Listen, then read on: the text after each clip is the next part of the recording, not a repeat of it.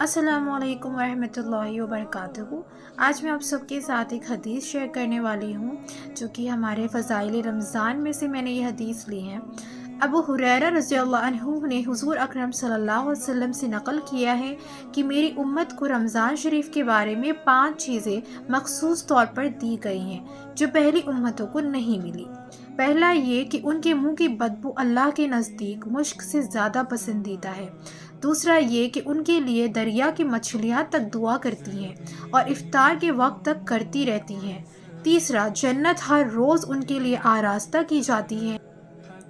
چوتھا، اس میں سرکش شیاطین قید کر دیے جاتے ہیں کہ وہ رمضان میں ان برائیوں کی طرف نہیں پہنچ سکتے جن کی طرف غیر رمضان میں پہنچ سکتے ہیں۔ پانچواں، رمضان کی آخری رات میں روزے داروں کے لیے مغفرت کی جاتی ہے۔ صحابہ رضی اللہ عنہ نے عرض کیا کہ یہ شب مغفرت شب قدر ہے؟ فرمایا نہیں، بلکہ دستور یہ ہے کہ مزدور کو کام ختم ہونے کے وقت مزدوری دی جاتی ہے۔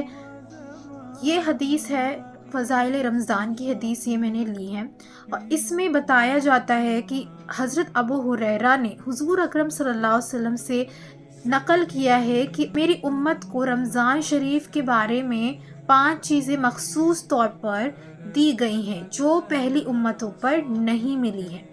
تو ہمارے پیارے نبی صلی اللہ علیہ وسلم کی امت کے لیے، مطلب ہم سب کے لیے یہ 5 چیزیں مخصوص طور پر دی گئی ہیں جو پہلی امتوں کو نہیں ملی تھی۔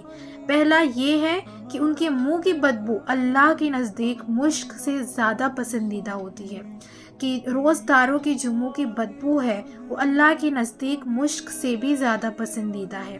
دوسرا، ان کے لیے دریا کی مچھلیاں دعا کرتی رہتی ہیں۔ روزداروں کے لیے جو چیز مخصوص طور پر اس امت کو دی گئی ہے وہ یہ ہے کہ ان کے لیے دریا کی مچھلیاں دعا کرتی رہتی ہیں، افطار کے وقت تک کرتی رہتی ہیں۔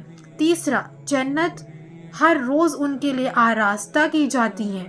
چوتھا، رمضان شریف کے مہینے میں جو سرکش شیاطین ہوتے ہیں ان کو قید کر دیا جاتا ہے کہ وہ رمضان میں ان برائیوں کی طرف نہیں پہنچ سکتے جن کی طرف غیر رمضان میں پہنچ سکتے ہیں۔ پانچواں یہ کہ رمضان کی آخری رات میں روزے داروں کے لیے مغفرت کی جاتی ہے۔ تو صحابہ رضی اللہ عنہ نے پوچھا کہ کیا یہ مغفرت جو کی جاتی ہے یہ شب مغفرت شب قدر ہے؟ تو ہمارے پیارے نبی صلی اللہ علیہ وسلم فرمائے کہ نہیں، بلکہ دستور تو یہ ہے کہ مزدور کو کام ختم ہونے کے وقت مزدوری دے دی جاتی ہے۔ تو اس سے آگے کا جو حصہ ہے وہ ہم اگلی ویڈیو میں دیکھیں گے۔ اس ویڈیو میں نے آپ کو حدیث بتائی ہے، اب اس حدیث کا جو تفسیر ہے وہ ہم اگلی ویڈیو میں انشاءاللہ دیکھیں گے۔ تب تک کے لیے اللہ حافظ، اور دعاؤں میں یاد رکھیے گا۔